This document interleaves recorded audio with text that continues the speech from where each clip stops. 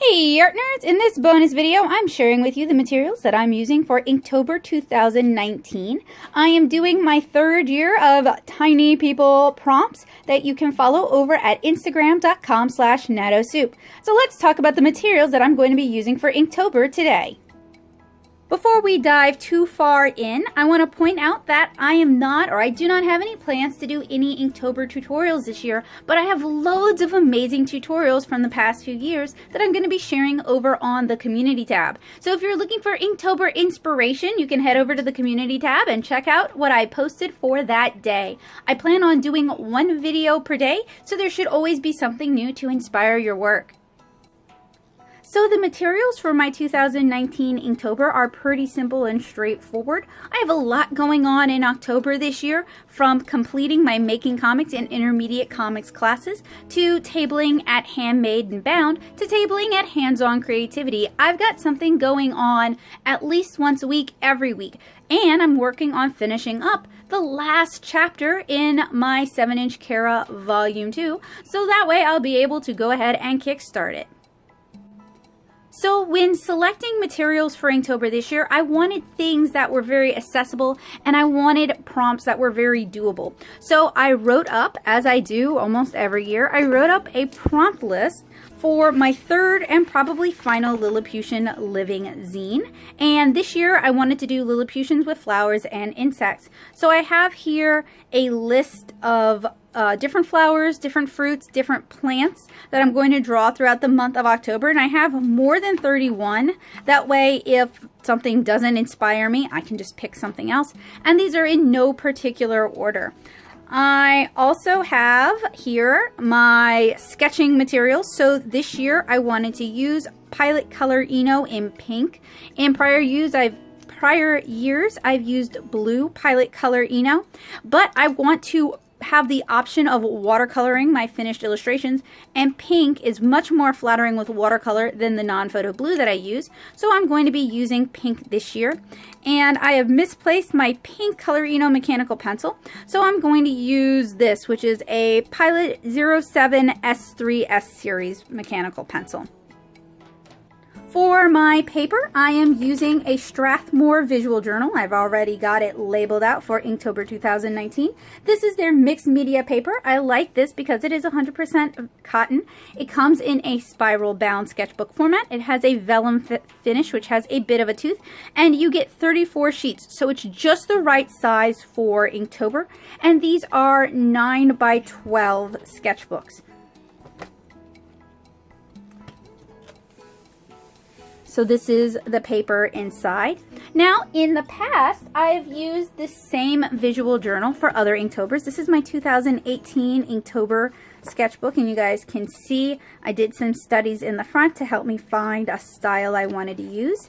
So last year I did ink wash, and I also did Handmade and Bound, and I'd also just started teaching, and I ended up getting horribly sick from Handmade and Bound, and I had a camping trip.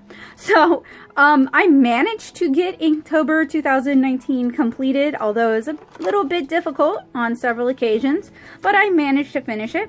And I found that the ink wash was more difficult than I really wanted. I'd watered down platinum ink to use as my ink wash material, and you guys can actually check out the video on how I did that by clicking the card here. But I found that the reaction to these images were not as strong as my plain black and white illustrations. It wasn't as popular. And the resulting zine from Inktober 2018 is very expensive to print because you have all these grayscales that you need to print, so it consumes a lot of ink. It's very ink intensive. And since toner is expensive, that makes it an expensive zine to print. But I'm actually still very proud of the resulting illustrations. I think. And finally, what I'm going to be inking with.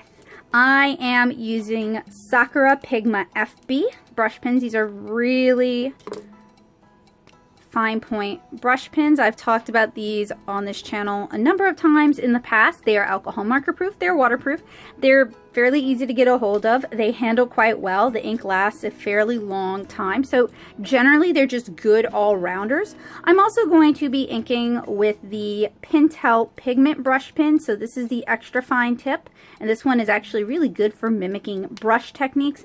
And then the medium tip, which is good for doing large area fills. And we're using the pigment brush pins rather than the dye-based brush pins for a couple of reasons. One, I hope to watercolor my resulting illustrations at some point in the nebulous future, so I want to work with water-safe materials. And two, the black pigment ink is a little bit more matte and it looks a little bit richer than Pentel's dye-based ink.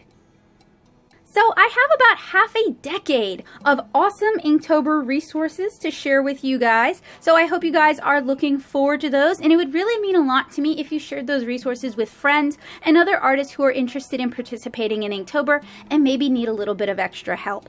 I have tutorials on using brushes, on using brush pins, on using dip pins, on using reed pins, on using folded pins. I have so many reviews and tutorials and demonstrations and walkthroughs and materials lists that you guys should not have any problem getting started on Inktober this year. And I just want to let you guys know that I believe in you. I am cheering you on from the sidelines. So if you add me on Instagram, and that's instagram.com/nattasoup, and you send me a message letting me know that you're participating in Inktober this year, I'll follow you back, and that way we can cheer each other on and be supportive. But whether you're doing traditional art, whether you're doing digital art, as long as you're trying something different, you're pushing your boundaries, and you have an end goal in mind, or even if you don't have an end goal in mind, but you're trying to push your boundaries and you're maybe trying to learn something new, then you are using Inktober correctly. You are doing Inktober right. And don't worry about what other people might have to say. Don't worry if you're not following the official prompt list. Don't worry if you're not using the quote-unquote official Inktober branded materials from several different companies. None of that is what matters. What matters is the fact that you're practicing working in black and white, or with spot color, or perhaps with watercolor, or maybe with alcohol markers, but you're trying something different, something challenging, and that's what's most important of all. So thank you guys so much for watching, and I wish you guys the best of luck this Inktober. Bye guys!